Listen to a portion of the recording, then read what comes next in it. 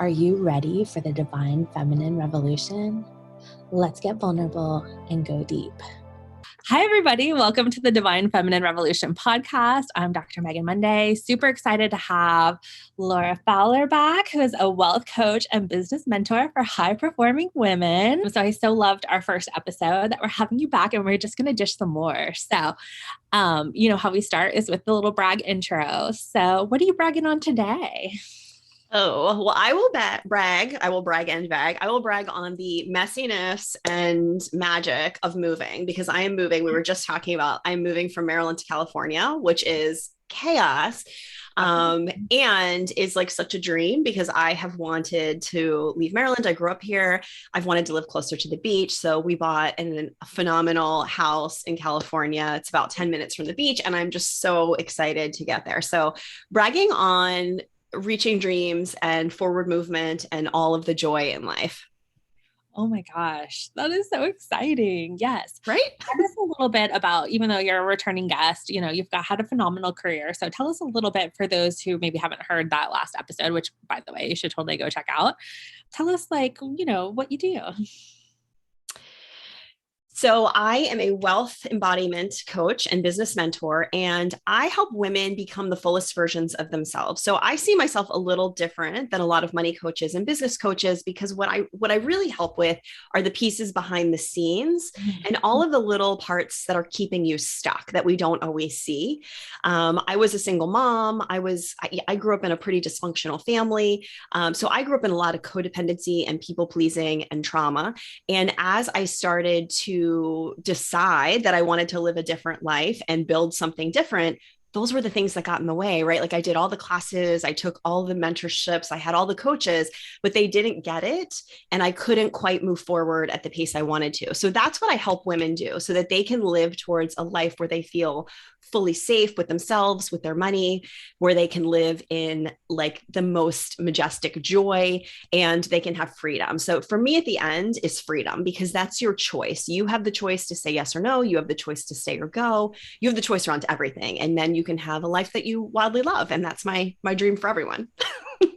I love that so much. And I kind of relate to a similar background and, have really been in recovery for people pleasing. It's a continual process. So I'm kind of wondering, for me, I've been focusing on really like putting myself first. And is that kind of like the first piece for the people you work with? Or, how do you kind of break? I'm kind of curious, like how does the codependency block, the success and all that kind of thing? Oh, yeah. So, I mean, I think it blocks the success in different ways in different people, but some of the big ones I see are these really deep threads of like, is anything I do ever enough? And so we can't, we can't, yeah, right. We can't actually see our wins. We can't celebrate our wins. Like something amazing happens and we literally just brush it under the carpet because it's just not enough and we need to move on to the next thing. And that's not really a great way to kind of start stacking successes and feel good and confident because you build a business based on confidence and clarity and all of these pieces. So if we're always questioning ourselves, that's really hard. So one of the things I'm really great at honing in on is seeing when my clients are letting these little patterns get in the way and kind of lightening them up. So I have a client that I love so much, and every week she calls me with true confessions, and she leaves me a message on Voxer as like, here are my true confessions for the week. And she just tells me like, I put myself on the struggle bus today because like A, B, C, D. And when I sit down and look at it, it just feels so silly. And so it takes the heaviness out of the things that we do so that we can become, well, this, like a little bit more of an objective observer to drive the boat from a more realistic viewpoint. But to answer your question, yes, self-care is so freaking huge because we learn when we're codependent, when we're people pleaser, to put other people first. And so we really need to switch that and think about, what do I need today? What does my body need today? What would bring me joy today? And put a piece of that into every day of our life. I actually challenge my clients to do like the selfish care, you know, and I have so many empaths and people pleasers and, you know, amazing healers. And a lot of times it is like, let me take care of everybody else. And then maybe I'll be okay once everybody is taken care of, which is such an backwards way of operating because it literally is putting yourself last. And I find so many, myself included, so many talented women really do that. And we've been groomed, you know, by our families for a lifetime. Yeah. And I know for me personally, that never enough thing definitely was the recipe for burnout. And even though I was having achievements and success and, you know, all the things I thought I wanted, when I finally got to that place where I'm like, okay, I've made it, I was just really burnt out, you know, and it's hard to enjoy when you're exhausted. Absolutely. Slowly been breaking that cycle. So I love that you focus on that. I love it. I love it. The other thing I talk a lot about with my clients is doing it messy. Because so many of us are perfectionists, right? We want everything to be done and look beautiful. And so one of the things like we just had tax season, right? I'm sure some of us are probably still in extended tax season. I know. I'm like, delay, took a.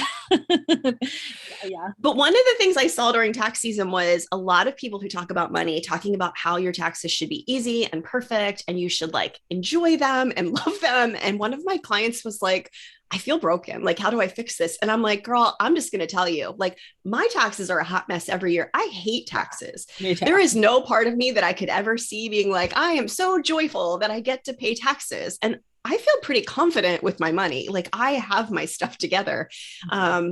I just do it in the way I do it. And the way I do it is a little messy. I don't like to track everything every day and every, you know, the way that some people do. And that's fine. I'm not saying that's wrong to be so organized and have all your receipts stapled to your spreadsheet and whatever people do. As long as you have a way that you can get the thing done in your life, whether it's taxes, whether it's tracking your money, saving, you know, finding a relationship, whatever the thing is that you're doing, parenting, as long as you have a way to get it done that fits you, like do it your way. And it's okay if it's messy. So, you know, I don't know. That's one of the things I talk a lot about is like letting it be easy, letting it be messy, and letting it be, you know, the way that fits your life. Yeah. And I think it's so important in the space because we see so many people and there's so many models. And I know a lot of beginners and myself included sort of are like, well, it's working for this person, so this is what works.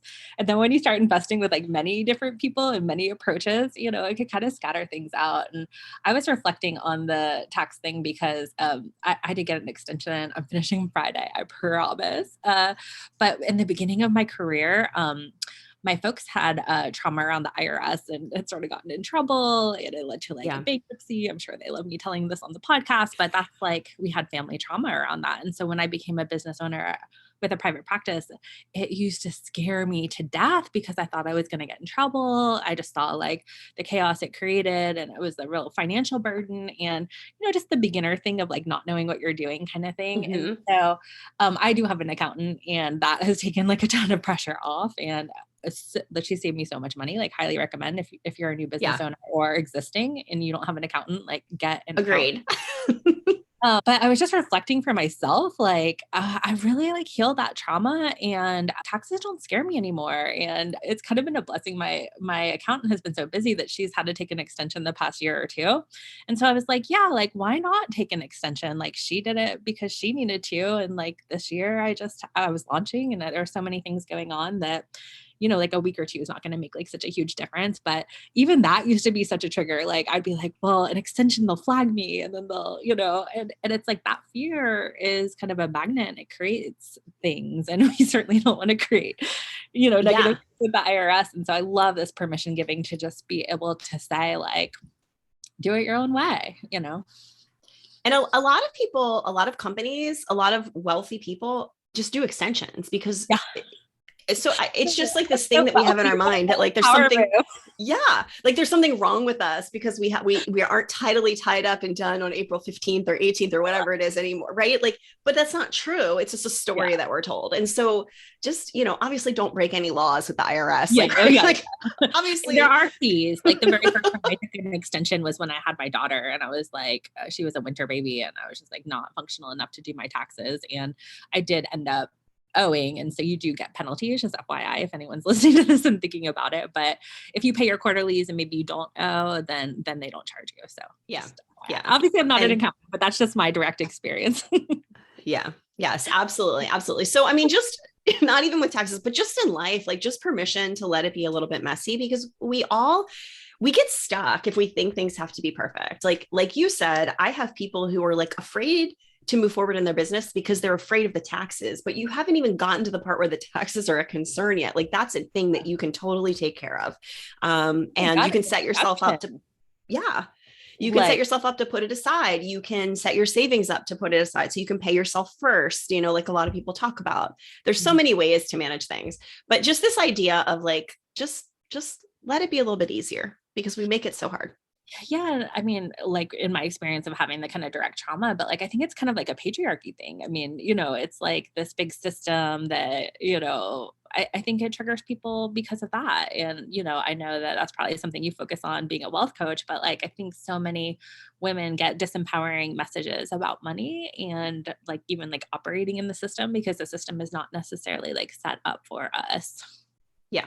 I've seen so many people who are like scared to start a business when they would be like, they're made for business. I have a friend who was working in community mental health and I just, was catching up with her and she finally went into private practice. And I was like, is it not so much more amazing? And she was like, yeah, I mean, there's like growth edges there being a new business owner, but like, yeah, compared to community mental health, like so amazing. And so I really think especially like post COVID, it's such an amazing time to start a business. Like, oh my God, I even was looking at my astrology chart and it was like, you're made to work for yourself. And that is something I've just vowed to myself. I will never work for anyone ever again. And it's I love that.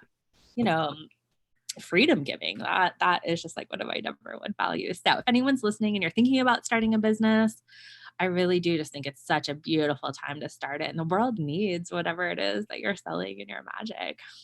Yeah. And because you were talking about like people online that we see out there, like remember that what you see online is the highlight reel, right? Yeah. It's marketing. So those people are not that neat and clean and tidy and perfect either. That's just they're the crying marketing. in your coaching sessions, basically. Not the ones they're giving, but the ones they're with their coach. Yes. Exactly. And we get so many stories that are like, I don't know, it drives me a little crazy, a little bit on the edge of like, it's only mindset. You don't need any strategy. Okay. That's, in my opinion, that's 100% not true. Like, I don't know if you agree, but I'm like, to me, mindset, strategy, and healing, they all kind of like intertwine. Right. You can't have one without the other. Right. People who, have 7-figure business who are like, it's so easy. I never work. You obviously work. You built a 7-figure business. You put some work in. So there's all these kind of like things that are out there that I see clients coming to me and saying like, I've been in business for a year. Like, why am I not at this place? Because business takes time. Like it takes time to build a thing and you have to be consistent. You have to hang in there. I know I'm like the terrible practical I love that coach out there in the world. That's like very permission giving as well, because like this year working on my taxes, I finally like broke 100K and I'm like 10 years into a brick and mortar business. And so when I see people being like, I didn't have 100K a month, I'm like, fuck off, in the sense that not that I don't want, I'm calling in my 100K months, like for sure. But like, I think it's just like so divorced from reality, especially when people, like have not had a brick and mortar business, or if they like reach that success very young, it's like, like I think it's just kind of, obviously I'm all for brags and everything, but I think it's just a little bit of a privileged position in the sense, especially when there's that illusion of like, I'm not working and I'm making 100K launches. Yeah. Like, that's totally not true. They're showing up for sessions. And what I found is like, it's almost like, and the people that I've worked with, I've ended up like knowing them a lot of times for years before they buy a high ticket package from me. And so I think that's the other piece that I think people like rewrite the start date of their business. Like, oh yeah, like a year or two before I had my first sale. So now I kind of start at like I started when I had my first offer and was selling something. There's all that prep work before, but I have to remind myself because I get impatient, especially because my private practice is paying the bills, but I'm also, growing my coaching practice. And it's, I have to kind of be like, okay, Megan, you paid to work for 7 years to get a freaking PhD. Like, it's okay if it's going to take you 2 years or 3 years or however long it takes, but yeah, I think there's a little bit of like mythology going out there. And there's so much. It's great marketing, because who doesn't want to get rich quick? Like everybody does, but I've even had the experience of like taking people's like courses, being really impressed, and then doing the high level coaching and throwing down like, several grand. And then it's just like 7 sessions, didn't do it because it just like wasn't enough time. So I think there's just like a little bit of reality check. I think especially, don't invest if it's going to create like a huge financial burden for you. I think that's like rule number 1, I would say. I mean, that's totally a thing that I believe in. I mean, I have accessible courses that start really low end, at like $99 a month, where you get some one-on-one pieces all the way built up, because I truly believe that it's a piece of the marketing to get people to pay more than they can pay. And I don't want to say promise, but like hint towards the fact that like you're going to crush it in the 6 months and you're going to be there and you're going to get this money back. And in my marketing, I'm like really careful to say, like, in my 6-month program, you're going to walk away with a foundation of how to do the things. You're going to walk away with like immense confidence in like your business and your wealth. You're going to walk away with like these ideas that are going to build you up to having your 7-figure wealth and your 6-figure business. You're probably not going to have your 7-figure wealth and your 6-figure business in the 6 months. So let's be very clear. I mean, I have clients that continue on, and work with me for longer periods of time. And I say that just because I think most of the marketing is really catchy. Even the brags tying into this idea of bragging. Like, are you bragging to celebrate yourself and inspire, or are you bragging to market and try to pull people in because you're like, oh, I had a $10,000 month. Don't you want a $10,000 month? But I'm not bragging that like last month was a $0,000 month. And the month before that, I made $350. And, like you're really just focusing on these marketing pieces. And not that you shouldn't celebrate this win that you had, but what is like your heart's intention behind it? Because I see a lot of brags that are like clearly intended for, I'm making this amount of money, I want to leap it up, come pay me and I'll tell you how I did this thing. But if you haven't solidified it and it's not really just like inspirational, I don't know, it feels a little wobbly to me. I don't know if that even makes sense. It totally does. And I heard someone call it like lazy marketing. And I feel like that's kind of very true. Cause like, once you hit the $1 million business, like you kind of don't have to market or sell much, because all you have to do is like pull out like, I'm a $3 million business owner or whatever. And, people are like, yes, well, I want that, and I definitely, played the field with coaches. And I think in some ways that was detrimental because I like coach hopped. A lot of them were in like the pleasure community. So like it was kind of a similar vibe. But when I think about it, one, I wish I had a higher team rather than all the coaches, because I think that's really the piece that was missing to kind of like really have me grow, particularly since I have another business.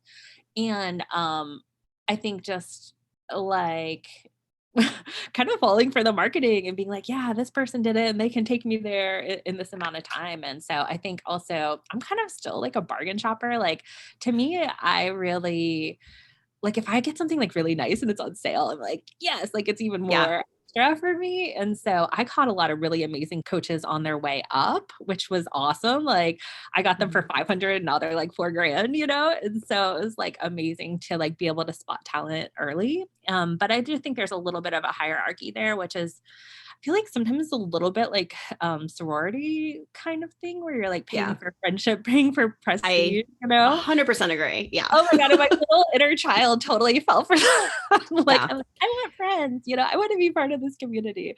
So I don't know. Hopefully people are feeling us out there, but I do think it's important to spotlight that because I think there's like an ethical issue there, especially when we have like the no refunds policy and some of those things. And so I think just, especially when you're like starting out and you've like, maybe are paying expensive coaches and you want to see that return, it can kind of like a little bit desperate vibes happening, which that doesn't sell anything, right?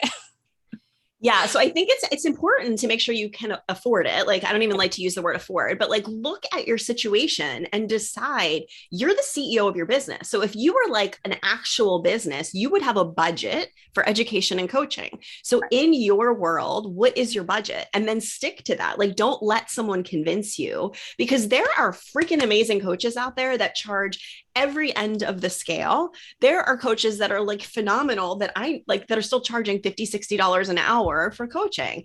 And then there's coaches like, like you just said, that are like, $4,000 a month, whatever that breaks up to for like 2 calls or 3 calls or something. So there's a huge spectrum. So decide first what number fits you, and then decide what you're looking for. Do you want mindset? Do you want strategy? Do you want someone who's going to like help you hire a team? What do you want from the coach? And make sure that the person that you're hiring is not just luring you in with marketing, but actually has those pieces. So ask questions, interview them, because I think there is that piece of like, we all just want to be included. We all want a piece of the magic, right? Like it just seems so sparkly and shiny. I mean, I spent a couple of years ago with Jessica Lee, a couple of weeks like talking to her about like, I just feel so not sparkly and shiny because I just do my business.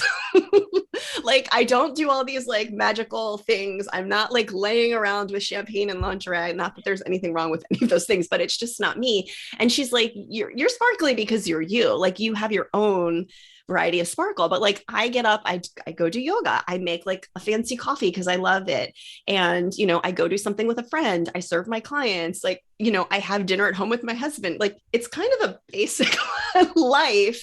And then we travel and we do fun things. Like I spent last summer in Italy, which I guess is sparkly, but a lot of the stuff I do is just like, it's just life. And I love it. Like I love my life, but sometimes like being in it, it's just like, well, this is just like life, right? Like, so yeah.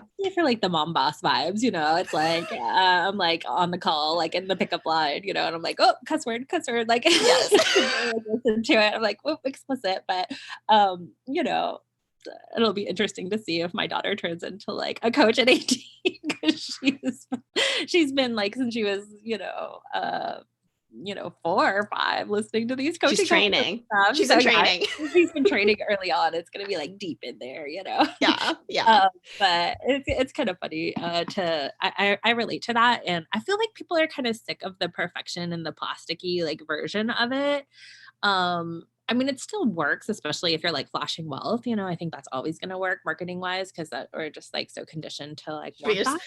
Yeah, we'll just feel like, come work with me. Rub it all over. Oh, I will like, can I just tell you a really quick brag about that? So I wrote a post about this, but my husband sold his motorcycle. And that was a point of contention because, right, it was like kind of midlife crisis thing. He had flipped his truck. So it was like right after a trauma, and then he bought a motorcycle. And I was just sitting there like, I'm a freedom person. So like, I'm really like, you do you, but like, it was scary. And so he sold his motorcycle. Like we got like, I don't know, 6,500 or whatever it was. And so we did like the little pleasure thing and like laid it all out on the bed and did our thing. And I had listened to, I think it might've been Melanie Layer or someone was talking about collapsing time. And so like, if you can make $6,000, like how fast can you make it? And so you're in the abundance, but you're just like collapsing the time.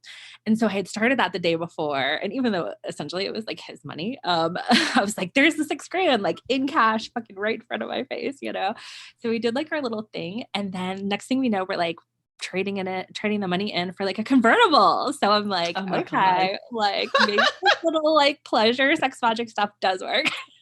I love you. I love that so much. But it was so funny because, I do talk a lot about like mindset and manifesting and stuff. And yeah, like the things that we really want, that can be like such a block to manifesting. And so I was like, wow, a convertible was like not on my radar at all. It was more like filling my mastermind. But then just like having that like easy touch and just like allowing for magic and like letting the universe kind of like surprise you with like a really great gift with intention. I think is so huge. And so I just wanted to brag about that real quick. That's amazing. I love that. I love that freedom is like one of your big things. And a convertible to me like represents freedom. Oh my gosh. Doesn't it? Yeah, it does. And it's kind of like, people who have bikes or whatever call it wind therapy. And so the convertible kind of hits the wind therapy thing. And it's a little Miata. So it's a little like 2-seater. And so we're a family of 3. We can't all get into it. So it wasn't like a practical purchase, but like, I'll be like, driving around town with my daughter. She feels like a celebrity at the pickup line and stuff when I'm driving it. It's his commuter car, but we just drive it on the weekends. I love it. I love it. It's such a source of pleasure. And I was a little nervous because it's tiny, it's low to the ground. Like it was a little bit scary to drive at first, but now, except for the sunburn, I'm like recovering. Now you're down with it. You're like, I can do this. I can do this. Yeah. I mean, it's funny. So you talked about like the sex magic and being with the money. That's the thing that's why I actually have this money here. So I was talking to someone about being with money because we use credit cards so often that we're not often like, we don't tactilely touch our money. And I was actually talking with my branding coach about money. And I think it's hysterical because she was asking, what are things about your ideal client that thread through? A lot of my ideal clients like to keep cash on hand. It's kind of like this funny thing that they'll have this like deep secret shame of like, but I just keep a lot of money like in my drawer or in my under my mattress or but I'm with that. I really think like we should have money in our world sometimes. And so I did like an activity with one of my clients, like go to the bank, get out money, put it out somewhere, like make like a money altar, like touch it, like put it on your refrigerator, put it like under your red lipstick. So you're going to have to like tactilely be near it every day, but like have it in your world because it starts to make us feel, and I have $100 bills, but it could be like dollar bills. It doesn't actually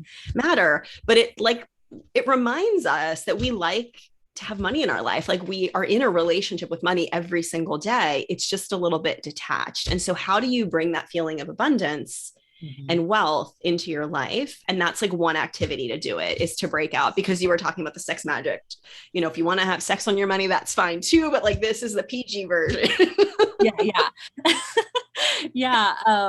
I think, it's interesting to see like our society kind of moving more towards maybe even like cashless. And I know like when COVID first hit, I like went to the bank and was like, I'm going to take a bunch of money out and just have it because I don't know, maybe it's my trust issues or something, but you just never know. And I think you're right. Like so many people just use plastic. And so it almost becomes like it's not even real, I mean, I actually think it's smart. It's smart to have a little bit of cash on hand, right? You do never know, like not to be like crazy, extremist or anything, but you don't like, what if something were to happen and you couldn't get cash out right away? Yeah.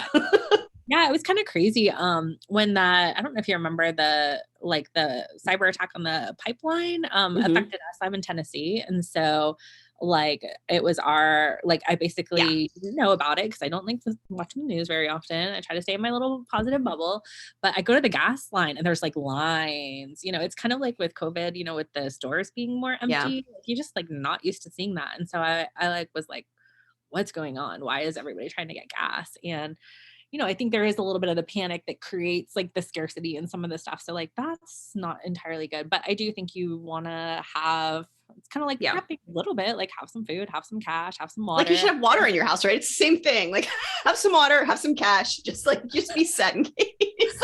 Here we are going down the road of like, build a tunnel in your backyard. I love it. Yeah. Well, I think not making fun of anybody that has like a shelter. So no.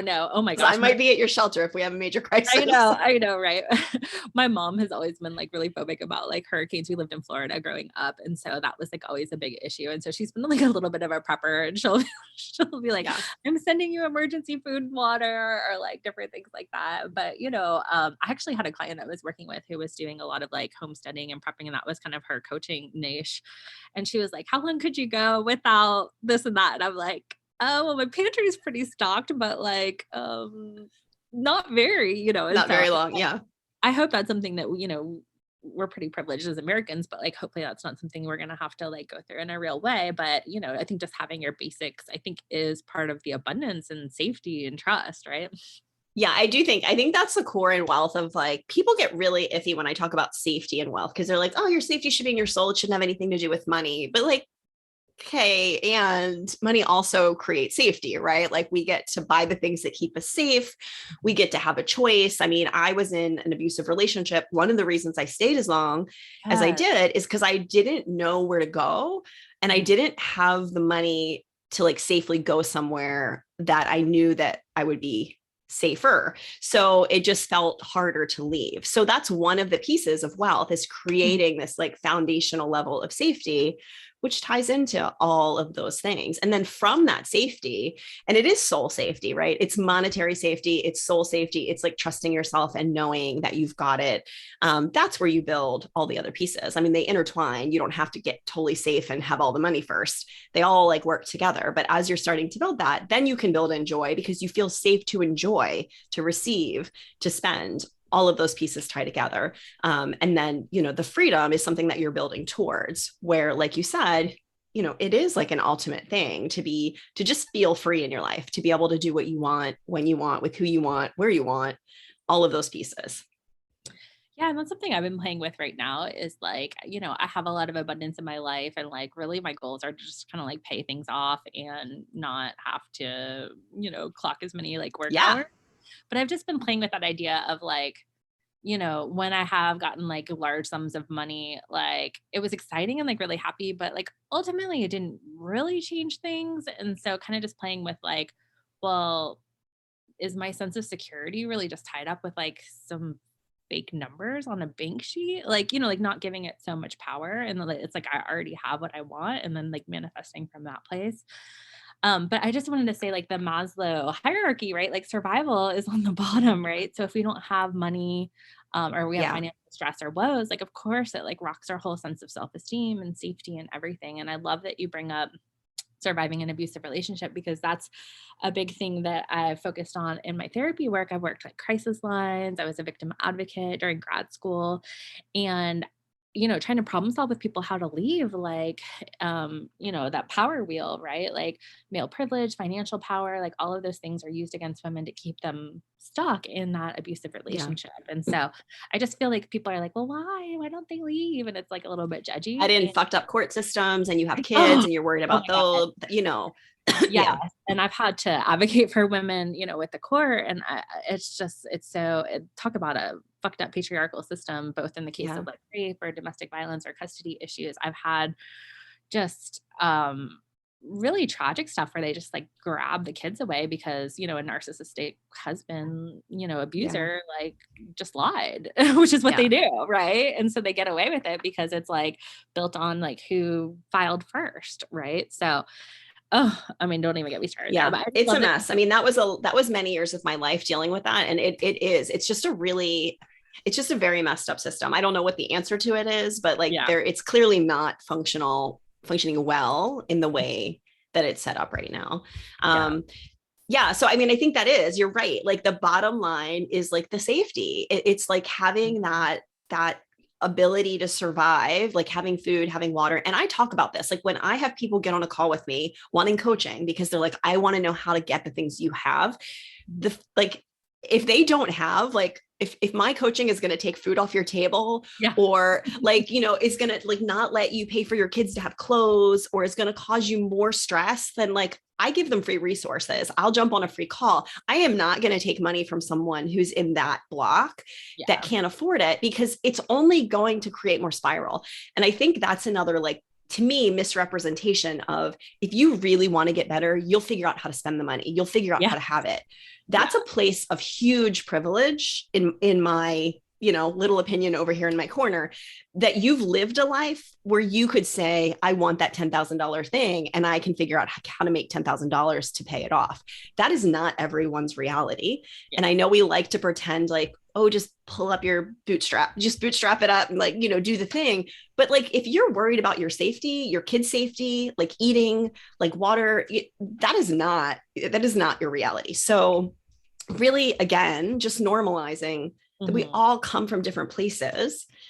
And, I don't know, like that's just like a soapbox thing for me I don't know what you think about that because you work with this arena too. So I'm curious. Yeah, I love that because accessibility is one of my values. And I mean, even just being a therapist and over the years getting off the insurance panels, not wanting to deal with the patriarchy of insurance and them, dictating, how much I can make. However, it doesn't feel good to me that people who need therapy and or coaching, can't afford it. And so, I mean, and that's like way less than coaching. So, accessibility has always been, a value for me. And I hate to think that like there's people, suffering and hurting that like can't get good resources.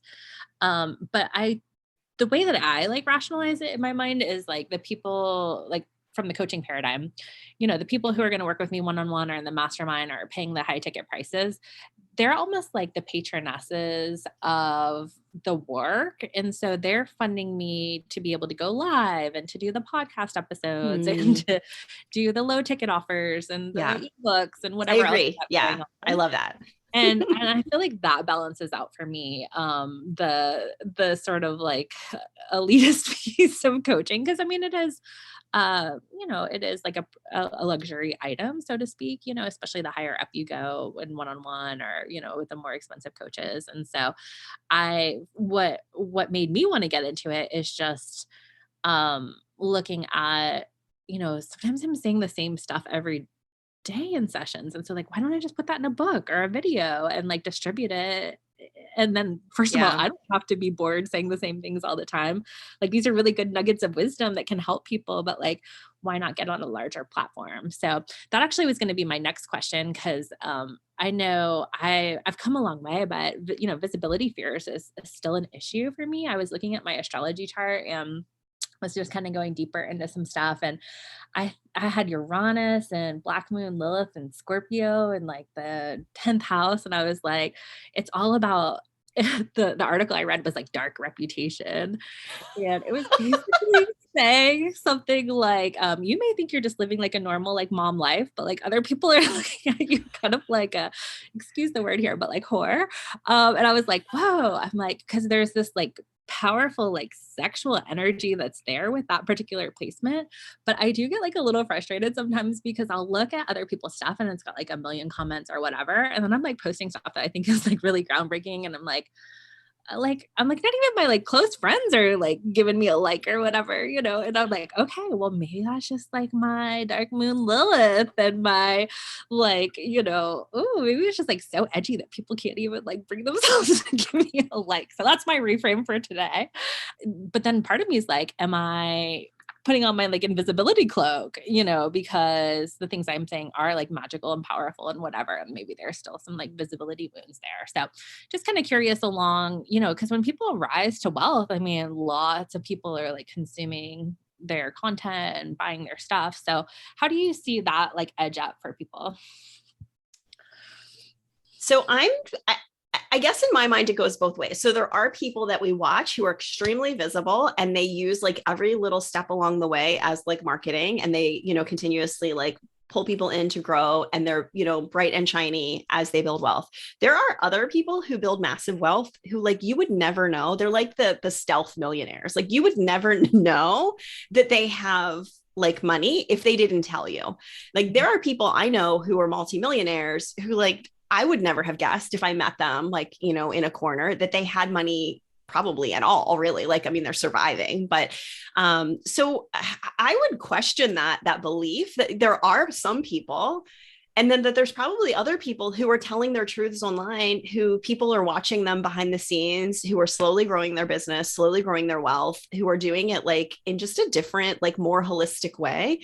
And a lot of the topics we talk about, they are edgy for people. Like I could put up a post about wealth and like no one will comment, but then later someone will be like, well, I've been watching you talk about this thing. And I'm like, well, cool. Thanks for commenting. Right. Like, but like they were watching, but they're like, yeah, I'm not going to say anything about like my wealth or my thought on money because there's a lot of like feelings there.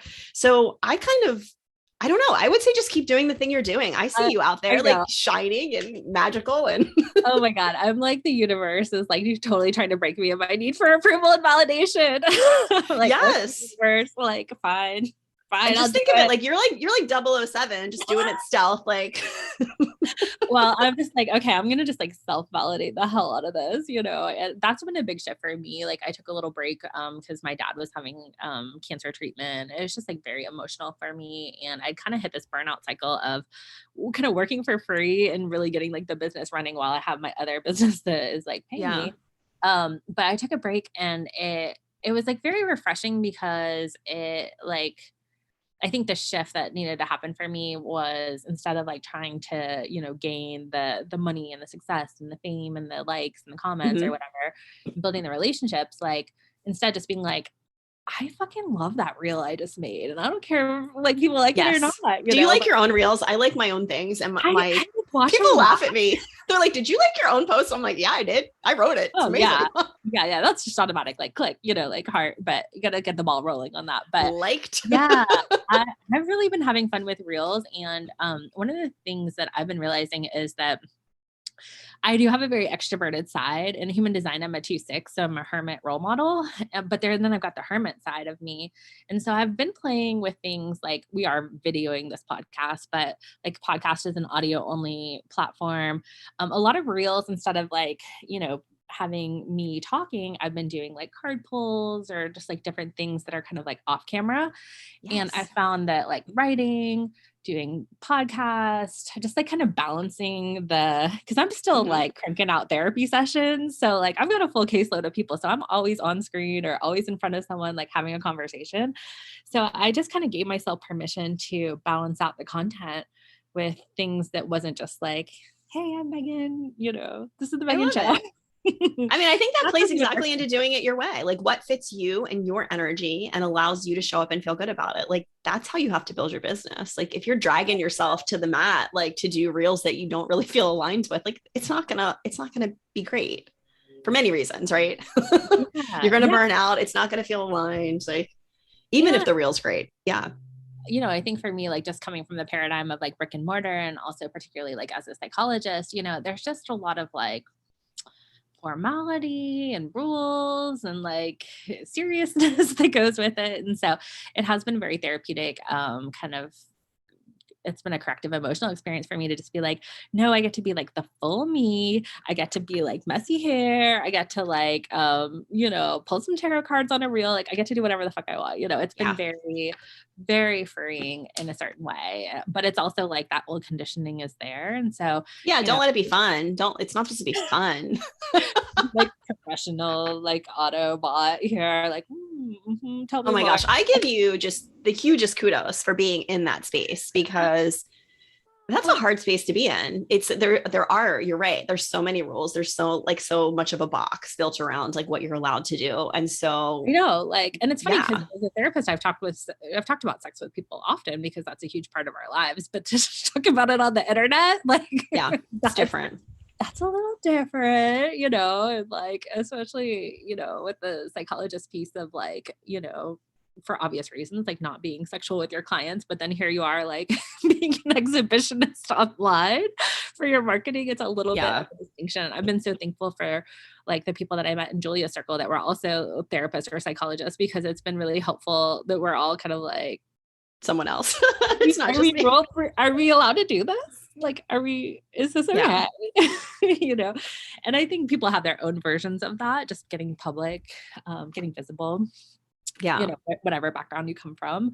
But yeah, I think it's really innovative to be, these divine feminine leaders, like going for it in a way that is really different from that like patriarchal version of the world that we've been living in up until now. Yeah. So for listeners, remember, like, just do visibility your way. If you want to show your face, if you want to do reels, if you want to do posts, if you want to not show your face, like if people like it or don't like it, it's all okay. I really talk about falling in love with the process and the pieces you can control. So if you want to get visible and you're like, I'm going to build an IG, I'm going to show up, I'm going to talk about my stuff and I'm going to sell it. The thing you celebrate is that you showed up. It doesn't matter. Like you can't say I'm going to celebrate when 15,000 people show up on my Instagram, because like we have no control over when that's going to happen. You like give up way before then if you're tied to that. Yes. And it doesn't actually matter, because you could have 100 people in your Instagram. If 100 people bought your best offer, that's freaking amazing, right? Or you could have 10,000 people and have nobody buy. So we just have these weird things like, oh, we're cool if we have this amount of this, but it doesn't actually matter. Just do what feels good. The numbers obsession, I think, is very patriarchal, because it's very like left brain and it's like numbers, and I think there's a place for that, of course. But it's almost like the research bias, like, like you said, like practically it doesn't always pan out, because a lot of people have huge audiences and haven't monetized it at all. So yes, absolutely. Yeah. And so it doesn't actually matter. So just get excited for the thing you're creating and get excited for how you show up for it, your consistency, your excitement, your visibility. I think the excitement has to come first. Like you have to be excited about it. So like if someone gets on the phone with me and like the business strategy we come up with is like, we're going to build Instagram, and they're like, I don't know. I hate everything about Instagram. Dude, we're not building Instagram then. Like if you hate everything about Instagram, like let's put it up, let's put up 5 posts and then let's route them to wherever you want them to go that you like. And let's put your energy there. Yeah, I like that.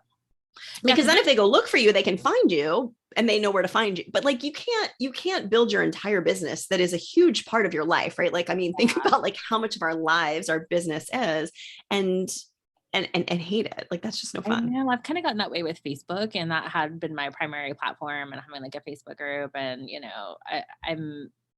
I just, it's not my favorite. However, I have like cultivated a lot of relationships there. So I know for me, one thing that just like kind of made good logical sense and made me feel more secure is doing things like the podcast, or my next thing is going to be like branching out into YouTube, because like you don't get lost in the scroll, and it's like a evergreen platform. And so the stuff that you're like, the content that you're creating like lives on beyond just like 1 hour, one day, so that's kind of, I feel like, has been very supportive to just think about having that more long-term thing. And even the podcast, like if y'all are thinking about doing a podcast, highly recommend, because it's like blown up. Like I'm on Amazon as like, it's free. So, but Amazon now has a podcast platform, Audible, and that wasn't the way it was when I first started. And so I really do feel like podcast is one of those things that's going to blow up. And that's what fun. I love podcasting. So I do too. And I love listening to them. I love the deep, slow media, because everything's so busy and fast and noisy. Like I just, and this has been, talk about like fun and pleasurable.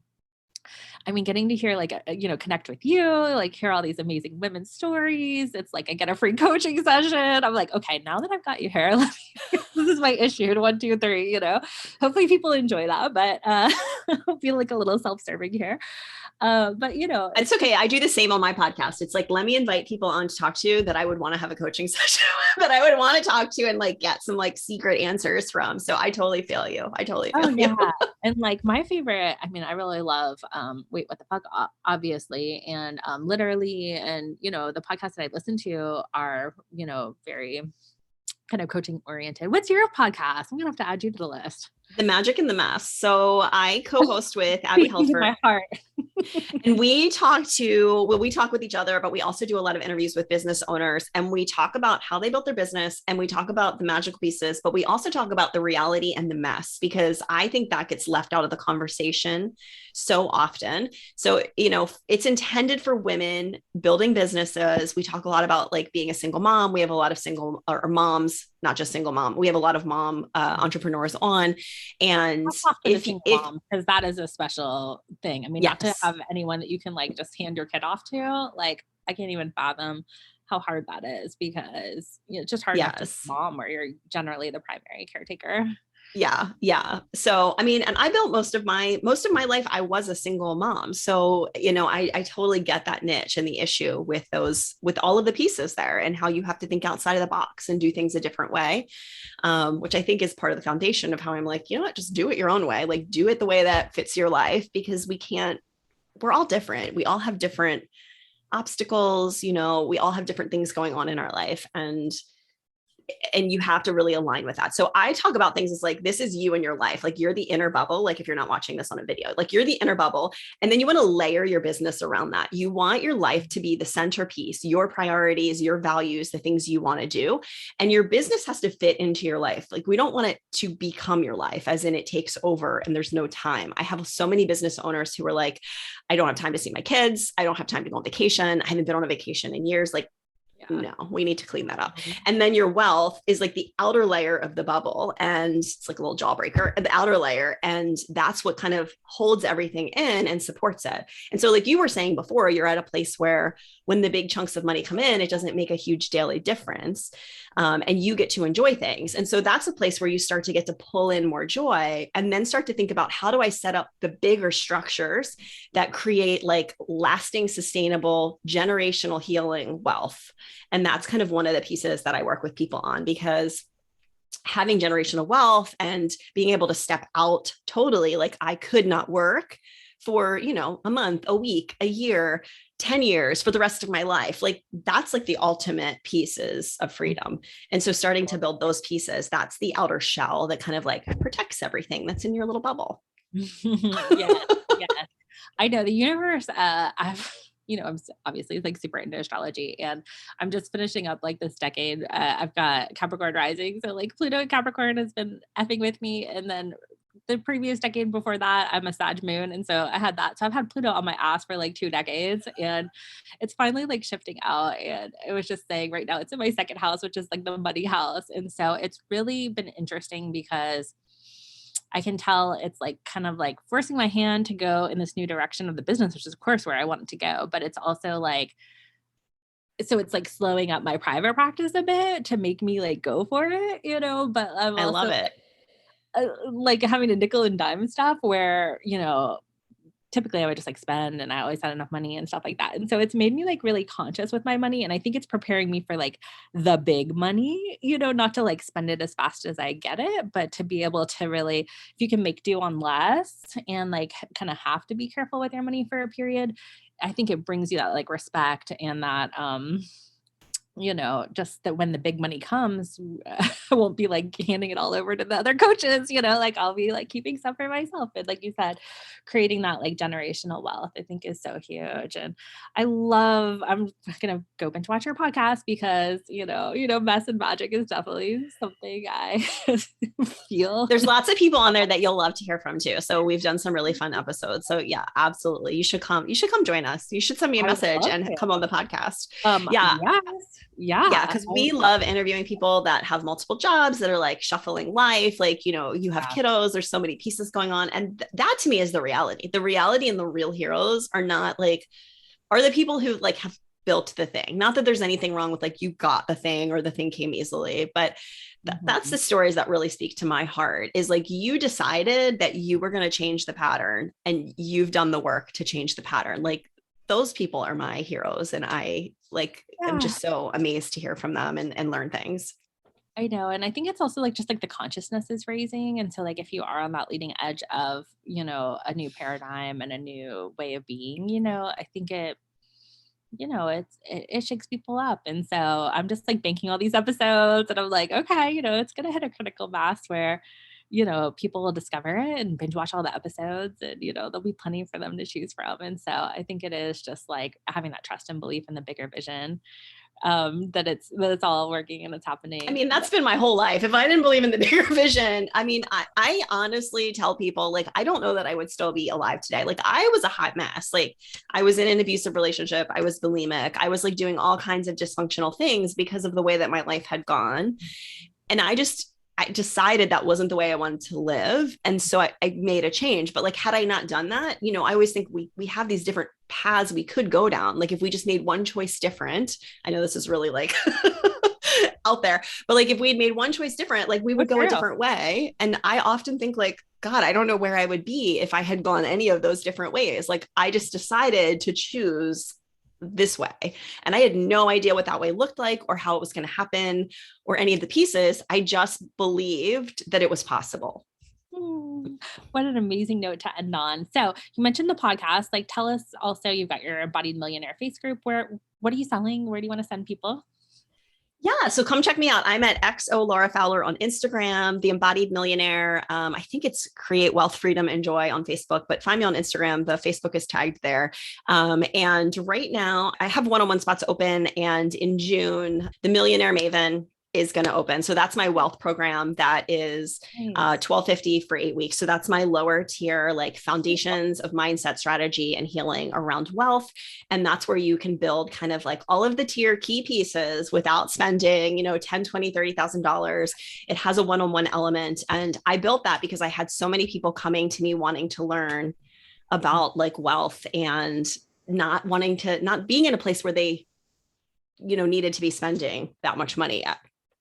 Yeah. And I think that that's really huge because I found that like working up through people's courses and then eventually working in a mastermind or a one-on-one with them, like maybe it's like the student in me, but people pack so much into a course, like particularly if you're getting started, like sometimes you just do need like the information and the time to Mhm. integrate it versus, I think the higher level coaching sometimes I know we're doing like important shifts and energy and mindset and execution and those kind of things, but sometimes it feels like a little less like tangible than, Yeah. like modules and like these workbooks and like the things they put in courses. So, if any of y'all out there are listening and are more on like the beginner to medium, I would definitely say if you want bang for your buck, a lot of times, working the courses first is a great way to go. And I love that you have, things available at every level. So, All well, I'm tears, all going to send you tears. yes, yes. And I love that accessibility piece. I do think is really huge. And I really hope that businesses will be accessible to all women and men and whoever, however you identify, that you have the chance to make your dream come true. So thanks. I Thank so you. enjoy this conversation and I will be in touch about the magic and the mess. So thanks Yes. everybody for watching. Come check us out. I am enrolling for my mastermind Divine, which is a mindset mastermind hybrid one-on-one and group program. So come So see many me. options to make money and have money and get Yes. wealthy. I love it. Well, the one piece there, I have to go to another client, but I just can't shut up because I love talking to you. But yeah, I do feel like, just in my own work, like I know a lot of times like my trauma is blocking me from that next level. And so you can write in your journal and you can do some of the mindset in the way that it's taught, but like sometimes it is like, a Yeah. soul retrieval issue or like something that like really does need to like fall in that department of trauma reprocessing. And plus I was just like, wow, like this is my gift of like helping people change their lives by just thinking that they can have it and that they can, change their mindset of like what's possible for them. So, I all love right, it. everybody. See you next time. Bye. Thanks for listening to the Divine Feminine Revolution podcast. Make sure to subscribe and leave a 5-star review. Want to keep the conversation flowing? Find us on Facebook at the Divine Feminine Revolution Facebook group, where revolutionary women gather to listen to their hearts, monetize their gifts, and change the world.